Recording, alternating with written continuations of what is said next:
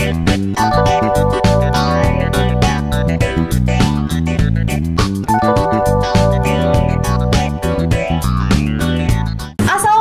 warahmatullahi wabarakatuh. Selamat datang di podcast Yang Poria bersama saya Joan Ayu Rahmadani.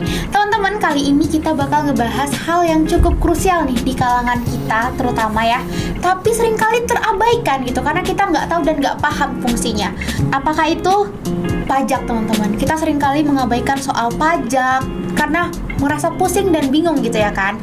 Tenang aja, kali ini kita bakal ngebahas hal-hal yang santai, nggak soal hitung-hitungannya dan juga nggak soal uang gitu teman-teman. Bersama narasumber kita yang kece, cukup hits lah di Unimal ini teman-teman. Beliau adalah ketua dari Tax Center, yaitu Bapak Razif atau yang biasa kita kenal dengan Pak Ajib atau dosen killer. Nah, silakan Bapak perkenalkan dulu. Oke, baik, terima kasih Mbak Joan. Terima kasih sebelumnya ya udah undang kita di podcast Ilkom ya. Ya, keren nih podcastnya dan bisa diundang kemari juga suatu kebanggaan. Mungkin dosen ekonomi lain belum dapat jatah diundang kemari ya. Mungkin kurang gaul mereka. Pak. Ya, jadi saya panggilannya biasanya Pak Ajib. Kalau mahasiswa kenalnya tuh Pak Ajib panggilnya. Nama aslinya sih Pak Razif gitu kan. Cuma biar kece aja panggilannya Pak Ajib. Saya dosen akuntansi di prodi akuntansi, ngajarnya perpajakan di Fakultas Ekonomi dan Bisnis. Jadi saya dulu juga pernah ngajar di FISIP, pernah ngajar di teknik, ngajar mungkin pengantar akuntansi. Kalau di FISIP pernah ngajar perpajakan juga sebenarnya. Cuma karena waktu padat juga, jadi saya juga nggak bisa ngajar di tempat lain selain di prodi sendiri gitu sementara. Nah, saya juga jadi ketua Tax Center karena nggak ada lain ya. Bukan karena paling oke, tapi karena memang nggak ada yang lain. Kebetulan juga saya ngajar perpajakan sebenarnya berdua sebenarnya. Cuma dosen satunya tuh Bu Rani itu nama juga ibu-ibu, kemarin banyak kesibukan dan lain-lain. Jadi saya sendiri yang harus berjibaku untuk membangun Tax Center ini. Itu sih. Selain menjadi dosen, Pak Ajib juga jadi seleb kan. Nah, padat banget lah ya Pak jadwalnya. Ngomongin soal Tax Center nih Pak, banyak dari kami yang masih belum tahu nih apa itu Tax Center gitu. Ternyata ada loh Tax Center di Unimal, ada loh sebuah wadah soal perpajakan di Unimal. Bapak boleh dong tolong jelasin. Oke, Tax Center itu kan bentuk kerjasama antara Kementerian Keuangan, DJP di sini Direktorat Jenderal Pajak dengan kampus, dengan universitas. Outputnya itu adalah Tax Center. Jadi banyak kan, kampus kita ini banyak MOU ini, MOU itu. Kadang-kadang kalau kita tanya habis MOU terus so what gitu loh. Nah, alhamdulillah kita habis MOU dengan DJP, Direktorat Jenderal Pajak, outputnya itu Tax Center. Nah, Tax Center ini kita mungkin, saya agak lupa ya, tadi tahun 2014 mungkin atau 2014 mungkin itu udah ada di kita Tax Center itu ya. Setelah pulang dari forum dosen pajak di UI, jadi pulang dari situ kita ngobrol sama P2 Humas DJP, Direktorat Jenderal Pajak di Jakarta. Kita minta disupport kegiatannya. Setelah pulang dari situ kita ada Tax Center. Jadi makanya di Unimal ini termasuk Tax Center yang paling tua di Aceh gitu. Nah, itu masih zaman rektornya itu masih Pak Prof Apridar dulu. Masih jauh, saya belum di sini nih Pak. Jadi kita tanda tangan, kepala kanwilnya datang kemari, kita MOU. Nah, outputnya adalah support Tax Center. Berarti perjalanannya Tax Center udah cukup lama ya Pak.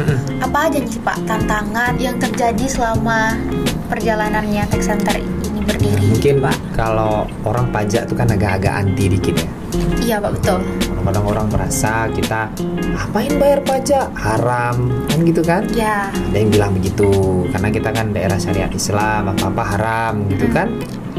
Jadi contohnya pajak tadi, banyak orang merasa wah ngapain ada yang pajak-pajak gini kan. Lupa mereka bahwasanya semua kebutuhan negara ini dibayar dengan Salah satunya Pajak. paling besar adalah pajak. Itu kayak kalian nih, Joan bidik misi ya? Iya Enggak. Pak, Keep. Keep, Nah, skema dari dua. mana duitnya? dari pajak. Dari pajak, ya kan? Atau Unimal sekarang udah bangun gedung-gedung baru, ini bayarnya dari mana? Negara kan yang bayar. Kalau negara yang bayar pasti pajak yang bayar. Pak Ajib sebagai pegawai negeri juga gajinya dari mana bayarnya? Dari pajak. Makanya aneh kalau ada dosen pegawai negeri terus dia ngamuk-ngamuk nggak suka sama pajak. Nah disinilah peran kita nanti. Tax Center ini akan menjelaskan bahwasanya pajak ini untuk negeri, pajak ini untuk bangsa, pajak ini untuk kalian juga loh, untuk jalan, untuk sekolah dan lain-lain. Nah si Tax Center tadi ini sebenarnya kalau dibilang nggak disupport kok sama kampus, cuma suka lupa. Nah suka lupa aja kalau kita tuh ada. Kadang-kadang ini lembaga apa sih? Apa perlu kita besarkan dia atau enggak? Makanya kita sendiri yang harus membesarkan ini. Kita nggak perlu ngeluh, biasa aja. Kalau saya diakui, ditanda tangan aja itu udah bentuk support yang paling besar dari pihak kampus. Alhamdulillah sampai sekarang disupport. Mau tempat, mau kegiatannya, Pak Rektor juga, apalagi Pak Prof Herman itu sangat support kegiatan Tax Center. Ya, sejauh ini alhamdulillah kampus cukup Pajak, mensupport iya. ya Pak. Saya juga dengar nih Pak, bahwasannya Tax Center ini tuh udah 3 kali pindah Pak sejak awal berdirinya Pak. Itu gimana Pak ceritanya, kok bisa 3 kali pindah itu Pak? Jadi pertama itu sebenarnya kita kan nanya nih follow up-nya sama Kanwil. Kita udah tag MOU nih, nggak ada nih bantuan-bantuan gitu. Rupanya mereka follow up juga gitu ke atas mungkin ya kan, karena kan berhubungan dengan anggaran. Ya betul. Nah, mungkin ya support kita uangnya nggak ada gitu kan. Atau kita juga kerjasama, kita juga minta dong disupport lebih gitu kan, jangan cuma kerjasama doang gitu.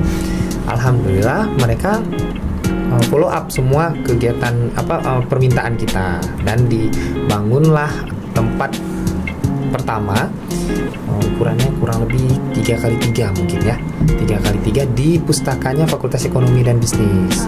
Jadi di sana di fakultas itu supportnya itu bukan cuma boothnya ya, bukan tempat backdropnya, ada rak buku, ada sofa, ada meja, ada komputer ya. Jadi itulah pertama kali kita punya tempat home-nya di situ. Ya. Sebenarnya kita butuhnya office sih. Makanya pas dekannya berganti dengan dulu kan Pak Wahyudin, terus ganti dengan Pak Hendra, kita minta ruangannya lebih private.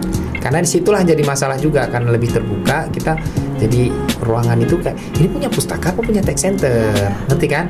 Betul. Karena kita punya sofa ya mahasiswa juga tidur-tiduran di situ. Ambigu itu ya Pak. Iya, jadi ini sebenarnya tempat ruang baca atau office. Padahal kita di situ office, pelayanan kita sama masyarakat, sama mahasiswa, sama semua di situ. Oke, mau belajar pun susah karena rame di situ, tempatnya lebih publik kan. Terus kita minta yang lebih private, disupport, tapi jadi masalah lagi. Karena kan di Jalan Kalimantan itu di ruangan baru dikasih, tapi listriknya yang belum hidup awalnya, lalu AC-nya juga nggak ada, keamanannya juga nggak oke karena kurang-kurang gitulah pokoknya.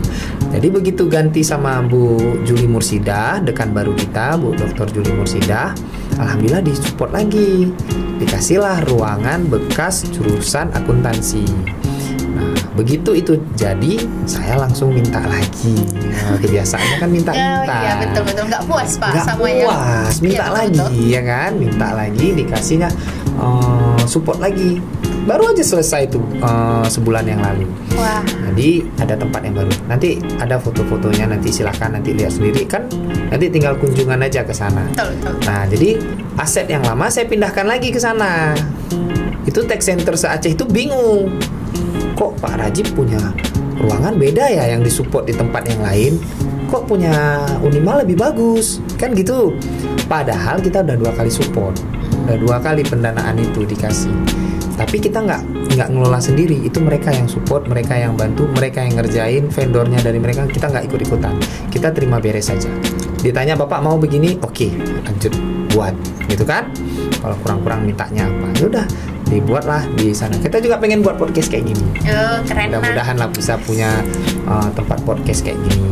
Ya mungkin lebih santai lagi. Nanti gantian ya kita ngundangnya. Ya, jangan lupa undang saya, Pak. Siap. Jadi kalau di sana lebih private, ada tempatnya juga, ada tempat ruang meetingnya, ada ruang belajarnya. Jadi nanti kita buat pelatihan juga di situ semua. Wah. Jadi betul-betul kayak tempat lembaga pendidikan khusus. Wah, ini menarik banget ya Pak. Bahwasanya kita tuh udah 2 kali pindah, dan inilah yang terakhir kali pindah baru banget jadi. Terus ternyata memang yang di Unimal tuh jauh lebih bagus ya Pak. Saya juga sendiri ngelihat teman-teman sempat berkunjung sebelumnya ke tempat tech center tempatnya Pak Ajib. Bahwasanya itu bagus banget teman-teman, eksklusif dan desainnya oke lah pokoknya. Kalau kita bikin podcast di situ, Collab. keren. Kapan-kapan kita bakal collab lagi bareng Pak Ajib di tech center tentunya kalau udah Siap. jadi tuh. Nah, Udah jadi. maksudnya kalau udah jadi ruang podcastnya Pak, udah jadi program podcastnya. Sebenarnya bukan ruang podcastnya yang belum jadi. Iya. Kalau ruang podcastnya udah jadi, cuma ya alatnya. Ya, kalau udah jadi nanti Nanti jangan spill lupa aja nih undang berapa habis saya. biayanya. Tenang Pak, nanti kita Kita spill di cari belakang duit layar sendiri ya nanti, Pak. gampang. Iya, Pak Ajib banyak teman-teman. Beliau selain dosen, beliau juga punya banyak sekali relasi-relasi nih, keren pokoknya Siap. sosoknya. Terus inilah ya kan Pak bedanya antara tech center Unimal dengan tech center yang lain. Selain Unimal itu adalah tech center pertama yang ada di Aceh, Unimal juga udah punya tech center yang lebih prefer, yang lebih oke desainnya gitu, sehingga membuat yang luar juga cukup kok bisa nih Excited Unimal tuh gitu ya, punya tech interest center yang bagus. Teman-teman kalau misalnya lagi nggak sibuk, boleh tuh sesekali berkunjung ke tech center Unimal. Keren deh pokoknya tuh. Ditunggu, aman. Nah Pak, gini Pak, tech center tuh selama ini agak saya sendiri nggak tahu ya sebelumnya itu ada tech center di Unimal Pak. Dan ternyata kan itu tech centernya posisinya tuh dekat prodinya, prodi akuntansi yang lama ya Pak itu tuh. Nah jadi kami mikirnya tuh tech center ini tuh di bawah naungan FEB sebelumnya. Ternyata enggak ya Pak. Enggak itu salah tuh. Ya, jadi sebenarnya itu nanti ya PR-nya lagi sebenarnya itu kan di luar itu kita harus buat apa namanya tuh papan nama lah. Ya, makanya kalian kan nggak tahu di mana. Iya. Kok tiba-tiba saya buka ruangan kok di dalam ada akuntansi gitu. Iya Pak. Ya kan, kayak ada harta karun gitu kan. Iya. Padahal Akuntansi. rupanya di situ ada tech center. Tapi karena papan namanya nggak ada, terus kalian kan jadi nggak tahu itu di mana gitu. Jadi nanti saya akan buat papan namanya, ya. Jadi tech center ini bukan punya FEB doang sebenarnya. Jadi ini siapapun boleh belajar di situ. Kan tadi saya jelaskan bahwasanya pajak ini kan punya fungsi nih, kan ada regulasi, ada sebagai budgeter atau anggaran. Di saat dia ngomong regulasi, berarti di sini ada aturan yang mengikat. Nah, berarti ada hukum yang mengikat. Nah, kalau hukum yang mengikat, berarti anak hukum boleh dong belajar. Boleh banget Ya lah. kan? Harus malah ya. Harus ya. Terus yang kedua ada administrasi. Anak FISIP, anak administrasi publik belajar juga berarti. Jadi kalian di sini nanti belajar ya kalau di perpajakan itu ketentuan umum perpajakan A, KUPA. Itu belajarnya tentang administrasi perpajakan dan hukum perpajakan. Biasanya begitu. Nah, lanjut KUPB. Biasanya di KUPB itu udah mulai menghitung berapa tarifnya, gimana cara ngitungnya, baik badan maupun orang pribadi gitu. Nah, jadi akuntansi, kenapa sering anak akuntansi yang belajar pajak ini karena memang ini mata kuliah core-nya. Jadi jangan ngomong akuntan kalau nggak ngerti pajak. Emang ada semua hal yang dalam kita membuat laporan keuangan, pembayaran tanpa perpajakan nggak ada. Kita bayar gaji potong pajak, kita terima gaji potong pajak, ya kan? Lalu kita membeli barang bayar pajak, kita jual barang kita juga kutip pajak, potong pungut, pot put, ya kan? Lalu juga apapun yang kita lakukan juga termasuk membuat laporan keuangan, ya kan? Setelah ada laba-labanya potong pajak, PPh 21, ya kan? Kita nyewain barang juga potong pajak, harus setor pajak dan lain-lain. Jadi makanya anak akuntansi itu wajib bisa menghitung pajaknya, minimal untuk dirinya sendiri, kan gitu. Nah, tapi pajaknya sih sini kami nggak cuma belajar untuk berhitung, tapi juga harus belajar undang-undangnya, juga harus belajar administrasinya gitu. Mungkin di tahap sekarang mereka cukup administrasi dan hukumnya aja udah cukup dulu, baru kita buat pelatihan. ada brevet A, ada brevet B. Nah, itu sangat dibutuhkan di perusahaan. Jadi kalau lulusan akuntansi nggak bisa pajak, nggak laku ini sekarang sebenarnya ya. Cuma kawan-kawan kita tuh belum nyadar aja sih, mahasiswa kita belum sadar aja kalau ini memang harus, memang itu soft skill mereka yang harus ditambahkan gitu. Selain itu kan Pak, ternyata kalau setelah dipikir-pikir kembali, ternyata pajak itu merupakan urgensi yang memang harus kita ketahui ya Pak. Apalagi bagi kami Gen Z ya, yang nantinya bakal menjadi generasi emas di 2045 kalau nggak paham soal pajak dan bagaimana dengan pengelolaan dari pajak itu agak sangat disayangkan gitu kan Pak. Nah, tapi Pak, di masyarakat tuh saya sebelumnya Pak juga kan punya logical fallacy gitu ya Pak, dimana kami tuh mengira pajak tuh hanya untuk orang-orang yang memang mereka punya usaha, mereka tuh udah berpenghasilan dan lain-lainnya. Padahal kan memang saat kita belajar itu memang dari sekarang gitu Pak, sehingga nanti ketika sudah memiliki penghasilan akan ada implementasinya gitu kan Pak. Nah, menurut Bapak nih, Bapak mungkin tolong dong Pak sampaikan nih apa manfaat urgensinya gitu bagi kami tuh untuk belajar pajak gitu Pak. Oke. Jadi sebenarnya pajak ini yang bayar ini nggak cuma orang punya penghasilan, Mbak Joan. Kan kalau Joan mikirnya kan pasti kalau udah punya penghasilan. Makanya kalau saya tanya pernah bayar pajak, pasti jawabannya nggak pernah Pak. Nggak pernah. Karena nggak punya penghasilan. Iya, sampai demi Allah Pak saya nggak pernah bayar. Kan gitu kan. Padahal hari-harinya setiap saat selalu bayar pajak. Ya kan? Beli skincare kayak tadi saya bilang, ya kan? Terus beli alat tulis, bayar listrik, bayar pulsa. Kan itu yang selalu kita lakukan. Bahkan kalian kalau mau beli koin di TikTok pun bayar pajaknya loh. Kalaupun kalian jadi konten kreator, dibayar dari YouTube, dibayar dari TikTok, itu juga bayar, dipotong pajaknya loh. Ya kan? Cuma nggak nyadar aja kayak, apatis nggak mau tahu gitu. Biarin aja lah, mau dipotong kayak mau nggak kayak, yang penting aku terima duitnya segitu gitu kan. Nah, jadi jangan mikir kalian itu di level mahasiswa itu kalian sudah tidak berhubungan dengan pajak. Banyak mahasiswa sekarang sudah buka bisnis. Oke, mereka jadi konten kreator, ya kan? Misalnya yang dari Visip kayak Tasya, dia konten kreator buat lagu, ya kan? Nah, saya suka ikutin tuh dari lalu ada yang jadi penyanyi, ada yang buat film, ada. Nah itu kan banyak tuh konten-konten yang seperti itu kan udah mulai punya penghasilan. Jadi sebenarnya pajak itu untuk diri sendiri itu wajib. Jadi ada yang secara subjek, ada yang secara objek. Pada saat dia secara subjek, dia melihat kita sudah punya penghasilan atau belum. Makanya Joan merasa nggak pernah bayar pajak karena dia subjek. Iya. Tapi kalau dia objek, siapapun dia wajib bayar pajak tadi. Siapapun. Dari lahir. Iya, mau dia perempuan, mau dia lelaki, mau dia anak-anak, mau dia anak bayi pun kalau dia bisa belanja di Alfamart dia bayar pajak. Iya. Nah, gitu. Iya. Jadi kalian harus siapin semuanya itu. Karena pajaknya untuk siapa? Untuk kita semua, untuk negara, untuk masyarakat. Untuk negara, kasih apa? Untuk Joan pernah nggak terima pajak langsung? Ayo. Nggak. Ada Pak. Apa? Dalam bentuk beasiswa mungkin itu kan dari pajak bukan Pak? Betul. Ya, itulah Pak. Nah ini bukti orang yang sadar diri dan tahu terima kasih dengan negara. Terima kasih Indonesia. Luar biasa ya kan? Karena banyak tuh kalau saya tanya sama mahasiswa itu sering saya tanya, kalian mau bayar pajak nggak? Enggak. Semua jawabnya enggak. Iya, betul. Ya kan? Mau pajaknya tinggi atau rendah? Rendah Pak. Wah. Kalau saya jadi penerima KIP, oke, atau penerima KIS, kebetulan alhamdulillah saya pembayar pajak, bukan penerima dari pajak. Itu level tertinggi negara. Di bawahnya dia nggak nyetor pajak tapi nggak minta pajak, nggak nerima bantuan dari pajak. Di bawahnya lagi itulah level terendah. Dia nggak bayar pajak tapi dia terima uang dari perpajakan. Oke? Ya. Nah, contoh, kalau level yang tertinggi itu dia bayar terus.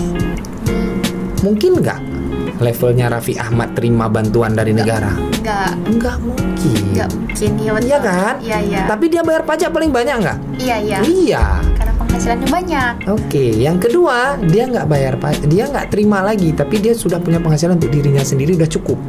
Dia nggak terima. Betul. Ada. Oke, tapi dia nggak bayar. Iya.